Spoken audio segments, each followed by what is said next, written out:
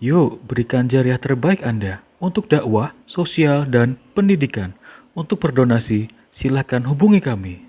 Lazis Subulus Salam, tebar manfaat untuk umat.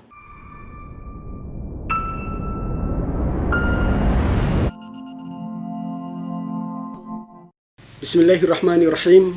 Assalamualaikum warahmatullahi wabarakatuh. Hamdan kathiran tayyiban mubarakan fih. Nashhadu annahu la ilaha illahu wa nashhadu anna Muhammadan abduhu wa rasuluh la nabiyya wa la rasula ba'dah. Karakter suami istri solih solihah. Berbicara mengenai karakter suami istri solih solihah, artinya kita berbicara mengenai sebagian besar dari isi Al-Quran. Karena betapapun Al-Quran berbicara mengenai kesolihan.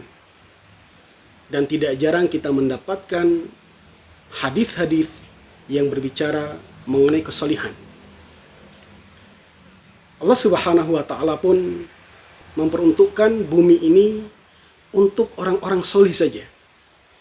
Sebagaimana firman-Nya, "Walaqad katabna fi zaburi min ba'di dzikri annal arda yarithuha ibadiyas salihun."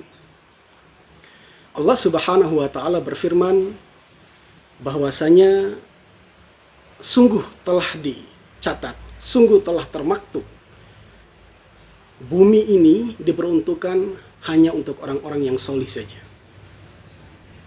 Artinya, kehidupan dunia ini memang diperuntukkan bagi mereka yang solih-solih saja. Bahkan digambarkan, kalau saja dunia ini diserahkan kepada orang-orang yang tidak amanah, yang fasik, yang tidak solih, maka hancurlah dia. Nah, kita bertanya, sebenarnya definisi kesolihan itu apa sih? Solih secara makna artinya baik. Maknanya patuh. Maknanya taat. Maknanya kebaikan-kebaikan yang tentunya dibungkus di dalam bingkaian Islam. Nah, solih sendiri juga membatasi manusia dalam arti bahwa mereka adalah orang-orang yang siap diatur oleh agama Islam. Orang-orang yang dalam makna baik, tetapi baiknya berdasarkan definisi Islam. Karena kadang-kadang ada orang yang berpikir dia berakhlak baik, tapi tidak sholat, maka dia baik. Itu sebenarnya adalah definisi yang keliru. Sebab solih yang dimaksud adalah mereka yang senantiasa baik dan memperbaiki dirinya, tentunya dalam bingkaian agama Islam. Standarnya artinya kembali kepada Al-Quran dan Sunnah, bukan standar masyarakat pada umumnya. Begitu.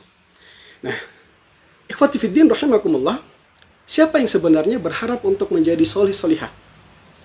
Kita semua ini adalah orang yang berjalan menuju solih solihah itu.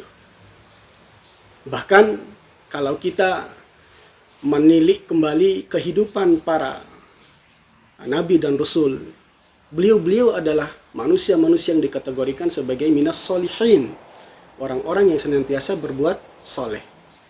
Nah, hari ini kita sebagai umat Muhammad yang menyatakan diri siap taat terhadap perintah dari Allah maupun dari Nabiullah Muhammad SAW, harus kita yakini bahwa kesolihan ini terpatri dalam diri kita, menjadi bagian dari diri kita, dan harus menjadi way of life kita, menjadi jalan hidup kita. Nah, ikhwati fiddin rahimakumullah, mari kita melihat bagaimana gambaran kesolihan yang terjadi pada seorang Nabi Ibrahim alaihissalam ketika beliau berdoa, Rabbi habli minas solihin. Artinya, beliau menginginkan kesolihan itu tidak hanya untuk dirinya, tetapi kesolihan itu diikat untuk diri dan keluarga serta keturunannya. Dan alhamdulillah, hari ini kita semua paham bahwa dari keturunan Nabi Ibrahim alaihissalam tumbuh berkembang mengisi seantero dunia ini, alhamdulillah. Demikian juga ada doa yang sering kita lantunkan di dalam surat Al-Furqan, ayat 74, Allah Subhanahu wa taala berfirman, "Walladzina yaquluna rabbana hab lana min azwajina wa dzurriyyatina qurrata a'yun waj'alna lil muttaqina imama." Ayat ini merupakan doa yang sangat luar biasa maknanya. Sebuah permintaan kesolihan yang tidak hanya mengkhususkan kesolihan itu untuk pribadi yang berdoa saja, akan tetapi menitipkan doa kepada Allah agar kesolihan itu senantiasa menghiasi keluarga hingga keturunannya nanti. Nah, jamaah ikhwati fiddin rahimakumullah, mengapa kita harus menjadi orang soleh? Karena soleh itu adalah ciri-ciri orang yang bertakwa di sisi Allah Subhanahu wa taala. Soleh itu adalah jalan orang-orang yang mendapatkan ridha dari Allah Subhanahu wa taala. Bahkan kesolihan kita akan menentukan kesolihan orang-orang kita selanjutnya, sebagaimana yang tergambar di dalam surat Al-Kahfi ayat 82, ketika Nabi Khidir bersukarela membangunkan rumah dua anak. Ditanya oleh Nabi Musa alaihissalam, "Wahai Khidir, mengapa engkau rela membangunkan rumah kedua anak itu padahal engkau tidak mengenal dia sama sekali?" Kemudian beliau membacakan ayat Allah, "Wa kana abuhuma sholihah." Jadi ayat ini memberikan gambaran bahwa kesolihan orang tua akan memberikan sumbangsih positif untuk keturunannya. Maka memperbaiki kesolihan itu artinya kita sedang memperbaiki keturunan kita. Nah, pertanyaan sekarang, pentingkah hari ini kita yang sudah berkeluarga, sudah punya pasangan hidup, lalu membingkis dan membungkus keluarga itu dalam bingkaian kesolihan? Jawabannya tentu iya. Hanya saja kita harus menilik kembali juga bahwa tidak cukup kita membina keluarga, membina rumah tangga hanya dengan kesolihan saja. Karena ada tingkatan yang lebih tinggi lagi dari solih, namanya muslih. Kalau solih itu adalah baik secara pribadinya, sedangkan muslih adalah orang yang baik tidak hanya untuk pribadinya, tetapi juga baik untuk orang lain. Nah, dalam tema ini kita berbicara mengenai pasangan hidup yang solih-solihah. Ikhwati fiddin rahimakumullah, Rasulullah Shallallahu Alaihi Wasallam memberikan gambaran karakter seorang suami istri yang solih-solihah. Kita mengenal dulu ada seorang sahabat yang bernama Jabir bin Abdullah. Beliau ini adalah pemuda dan kemudian ditanya oleh Rasulullah, "Wahai Jabir, apakah engkau menikahi seorang gadis atau janda?" Maka beliau berkata, "Sungguh ibu dan ayahku telah wafat dan beliau berdua meninggalkan adik-adik perempuanku yang begitu banyak. Aku tidak membayangkan kalau saja aku menikahi wanita yang seumuran dengan adik-adikku, maka bagaimana cara dia memberikan pelajaran adab? Bagaimana cara istriku memberikan pengaruh yang baik untuk mereka? Maka aku tidak menyukai untuk menikahi gadis. Aku lebih memilih janda untuk membina, untuk mentarbiyah adik-adikku agar mereka memiliki adab dan siap untuk diarahkan pada kebaikan." Nah, gambaran dari kisah percakapan antara Rasulullah dengan Jabir ini memberikan informasi kepada kita bahwa menikah itu tidak sekedar berbicara mengenai siapa yang paling cantik di antara wanita-wanita yang ada. Tidak sekadar berbicara mengenai siapa yang paling baik keturunannya. Tetapi sebagaimana yang diberitakan oleh Jabir ini, beliau tidak peduli dengan janda atau gadisnya.